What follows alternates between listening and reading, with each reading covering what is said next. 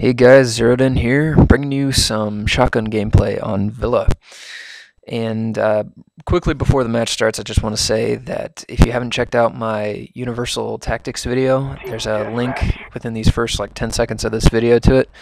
Please go ahead and click on that and check it out. It will drastically change your gameplay if these are things that you didn't know, or maybe they've seemed obvious to you before, but if you really kind of focus on them, I promise you it can increase your kill-death ratio, it can increase the amount of fun you have in this game. So please check it out if you get a chance. Alright, so moving on here, let's talk about the setup. Shotguns, normally I don't really like to go really in-depth with my setup, but I feel like shotguns are one of those things that it's very important to have the right setup, because you can do it wrong and you will be in a bad situation if you do that. So first off, for my blue perk, I'm using Flak Jacket, and I really kind of prefer Flak Jacket just because I hate dying to random grenades. I hate dying to claymores, and I've been kind of getting away from using Ghost all the time. I don't really like to use Ghost unless I'm using a suppressor and going full out stealth. I don't kind of like. I really just don't like the half stealth idea, or the, I just want to stay off the radar until I fire. I know it's not that that's not effective or that that's not good. I just don't particularly like to play like that. If I'm going loud, I like to go all out. That's pretty much how I like to do with anything. So, Flak Jacket is probably your next best bet, and Flak Jacket can be an absolute lifesaver on maps where there are a lot of grenade points, choke points, that sort of thing. But even still, I can't tell you how many times it's saved my life. Just run through a door and you get hit with a claymore. For those of you who don't know what it is, it reduces all explosive damage that you take to like 30%, I believe. It either reduces it by 30% or takes it down to 30%. But either way, it makes it so that you can never be directly killed by an explosion. You have to either be damaged first and then get hit by an explosion, or get hit by multiple explosions, something like that. But in other words, if you're at full health and you run past a claymore and it detonates pretty much right next to you, it won't kill you. It also helps protect you against RCXDs, which are a gigantic pain in the ass for me. I hate RCXDs. They always manage to ruin my kill streaks, and they always manage to find me somehow. So anyways, moving on, I'm using Sleight of Hand Pro. Sleight of Hand Pro, the Pro effect is really nice because with shotguns and Black Ops, you always want to aim down your sights. That's I know for some of you who've played Call of Duty 4 and Modern Warfare 2 and that sort of thing, it's counterintuitive because in those, when you aim down your sights, it only increases the spread. Well, the exact opposite is true now. It decreases the spread on your shotgun, which makes it more accurate, which makes it more powerful, provided you can actually aim it and actually hit someone with it. So my third perk, as always, Ninja Pro. I love Ninja Pro. It's great for hearing footsteps. There's many times you'll hear me, or you'll see me, I guess, whip around and hit a guy right before he attacks me, and that's usually because I just barely heard him rolling up on me. And so Ninja Pro is very effective at hearing footsteps and that sort of thing. And it's always nice to have silent footsteps, I think. So I'm also using frag grenades with concussion grenades.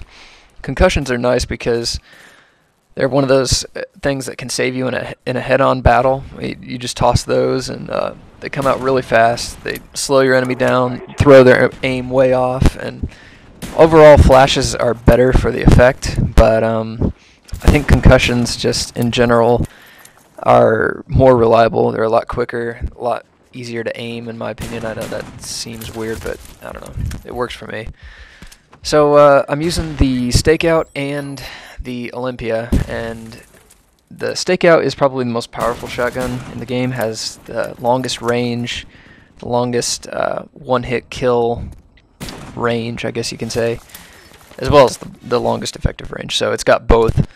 The Olympia is probably second in that, but the nice thing about the Olympia is that you can follow up one shot directly after another. So it's kind of like the Stakeout in that it's got that one-hit kill power to it, but in case you miss the first one, or in case it just wasn't enough to kill, you can follow it up with a second shell and, get the job done. So I really like the Olympia, probably more so than the Stakeout. Stakeout's nice, but it seems like it gets me killed more often than not. So But anyways, that's just kind of how I feel. I don't know. I don't really see too many other commentators or too many other people in general ever using shotguns, let alone the Olympia or the Stakeout or anything like that. I mean, I have seen some people use the Stakeout, but I think that's because people can't let go of the idea of the SPOS 12 from Modern Warfare 2, and unfortunately, while I think that was a pretty powerful shotgun, I almost think it was too powerful. I think the ones in this game they could be just a little bit more powerful, and then I think they'd be fine. But I'm not pushing for any major changes. I think for most of the people that complain that they suck and they can't do anything with it, it's just mostly because they either are not very good at the game or they just don't know how to use shotguns. I mean, if you go back to Call of Duty 4, almost nobody used shotguns in that one either, and that's because they were hard to use. It took a little bit of practice, took a little bit of work, but once you learned how effective they could be, a lot of people would use shotguns exclusively and do just as well as people who use assault rifles, SMGs, that sort of thing. And I feel like Black Ops is really the same way. This was maybe the fifth video maybe the fifth game I'd played today, and all my other 4 videos I had over a 10 kill death ratio, and those were all done doing shotguns. So shotguns can be pretty nice in this game. I didn't think so at first. I personally thought that kind of sucked, but when I started combining some of the tactics that I've learned while using SMGs and assault rifles and that sort of thing, things like in my Universal Tactics videos, it can make any weapon you're using much more effective, and it can really kind of bring out the power in some weapons. Shotguns, for example, I think are extremely underrated. The Olympia is extremely underrated for sure. This thing is really amazing. It's kind of like the Rangers from Modern Warfare 2. But there's something about the style, the way it looks, the way it sounds, the way it handles, that I just really like it. So if your thing is, if you really want to learn shotguns, then start out with the Stakeout and the Olympia, kind of get a handle of them, and then you can move on to things like the HS-10 and the SPOS 12. Those I feel like are kind of the more mid-range guns, but if you want to learn how to use them effectively, the Olympia forces you to use cover effectively, to move between cover. Also, I didn't get a chance to mention this, but I want to mention it real quick. I do recommend using the ASP as your secondary. It's fastest draw time, which really helps with a shotgun. And that was the game, guys. 37-3. Please let me know if you have any questions, comments, whatever. Thanks.